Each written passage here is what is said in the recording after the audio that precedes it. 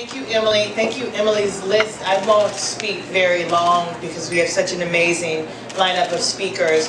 When I got the Rising Star Award in 2018, it was incredibly humbling. There's actually a picture of me receiving that award, like holding my heart, because it was right around my grandmother's birthday. And what I shared in receiving the award that evening is the fact that I've been able to assume this role coming from where I come from. My grandmother having migrated from the South, herself having not graduated from high school, my mother being a teenage mother who dropped out of high school right before I was born, and growing up in public housing here in Chicago, to assume this position was a testament to the women who came before me. And the fact of the matter is, someone who previously served as board chair of Planned Parenthood of Illinois, and running for this office and talking about my unapologetic support for abortion rights across the board, particularly for women of color. Where people said to me, why are you talking about abortion rights and running for state's attorney? Because I believe unequivocally that it has to be at the forefront of every elected office, no matter what. In the last 3 years, it has been quite a challenge in running this second largest prosecutor's office in the country in my hometown, and doing it wedded to the values that got me here in the first place. What got me here in the first place are those women who came before me, who scrapped and saved to do whatever they could to put me through law school, to put me through college, to put me on this path. And that's meant inheriting a criminal justice system in this city that had been inherently unfair to communities like mine. What most people didn't know, we have the largest single-site jail in the country. 86% of the people in that jail were black and brown. 86%. We have one of the largest juvenile temporary detention centers in the country. 92% of the kids who are there, black and brown. When we looked at the people who were in our jails, the women who were there, many of them defendants who had been sexually abused or assaulted. I talk openly about my sexual trauma because the reality is, but for the grace of God, there go I. And many of these women who were in our jails were there not because they were a threat to public safety, but because they were poor. Because here's the reality. Women will go and support men when they find themselves in trouble. But when women found themselves on the other side, they were often left alone. We had people in our jail not because they were keeping us up at night, quite frankly, ladies and gentlemen. The fact is, we had a federal consent decree monitoring our jail for 4 decades. We had overcrowding so bad that in 1988, when I went to jail, or went to the jail on the Scared Straight program, it scared me straight to being a prosecutor. But the reality is that we had so many people who were there not because they were a threat, but because they were poor. And so we took on an issue like bail reform long before it became national conversation, to ensure that people who weren't a threat to the public were able to be out and be able to take care of their families while they awaited their day in court. Because what most people didn't know is that 70% of the people who were in our jails were there because they could not afford their bond, not because they were dangerous. And what they also didn't know was that there were dangerous people who had money, who could pay their way out of jail and go out and wreak havoc on our communities. We also looked at the fact that we had so many poor people in our jails, again, not a threat, but committing crimes of poverty. And again, it's deeply personal to me. Not that I excuse anyone for doing anything illegal, but we were prosecuting people for smoking marijuana. It's legal now. Yeah. John Boehner is like making money on a board of a marijuana company as we speak.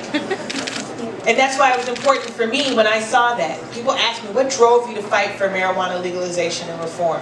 It literally was watching John Boehner talk about his change of heart and now his change of pocketbook.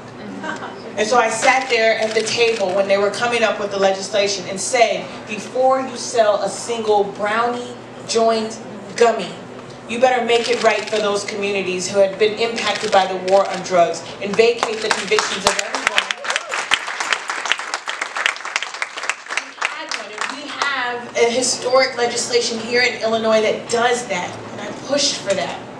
We have people in our jails for committing low-level retail theft, and I need to tell you, because it's in the news a lot here, Illinois has one of the lowest thresholds for retail theft in the country. In the country. Our liberal neighbors in Indiana, their retail theft for a felony threshold is 2.5 times that of Illinois.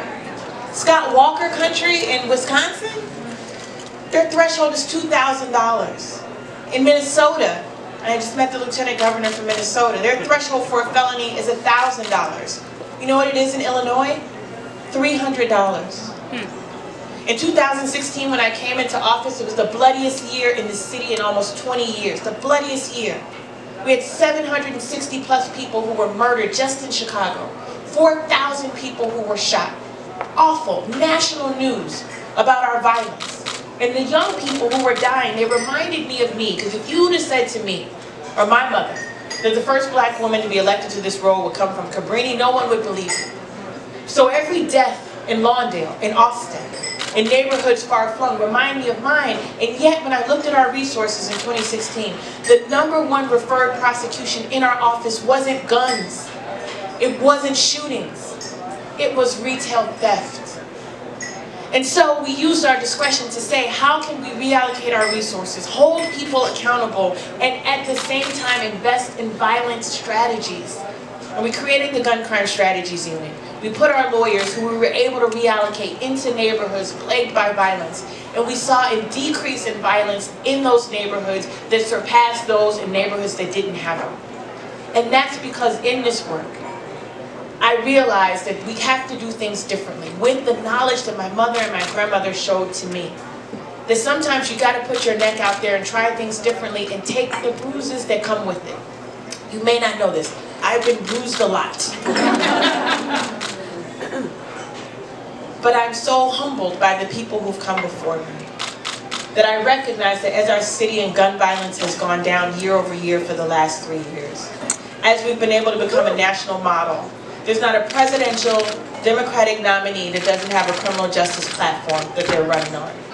And every single one of them have a platform that is built on what we've done here. It's why we've been able to get endorsements from Elizabeth Warren and Bernie Sanders and Kamala Harris and more to come. Because of what we've done. They don't get involved in local prosecutors' races. It's because we've become the model of what's possible for justice reform when we lead with our values. And so I'm grateful for Emily's List for their belief and support of me. 2 years ago, when they bestowed the Rising Star Award on me, there is no greater pressure than getting an award that Stacey Abrams got, or Ayanna Pressley got, who I now count as friends, who I text with to give me support during the bruising times. Emily's List and your investment in their work to make sure that it is open and available to diverse candidates with diverse experiences. It's not just that I'm an African American woman, it's that I'm a woman from the projects whose parents didn't know what was possible and available to me, to be able to lead with that, with the belief of an organization with the strength of Emily's List, why I will go anywhere and do anything for this organization because of what they've done for me. And so I thank you all for your continued support of women candidates who are unapologetic and unabashed in their support for abortion rights, because that's where I stand, that's who I am. And for making sure that we are represented not just at the margins, but at the forefront of reform in this country. Thank you so very, very much. I mean, who's feeling inspired? I'm feeling inspired. Oh my goodness. Thank you so much, Kim, and we are with you all the way. Oh, look at that. The next speaker we have is going to take that same kind of passion to a different office. Teresa Greenfield is running to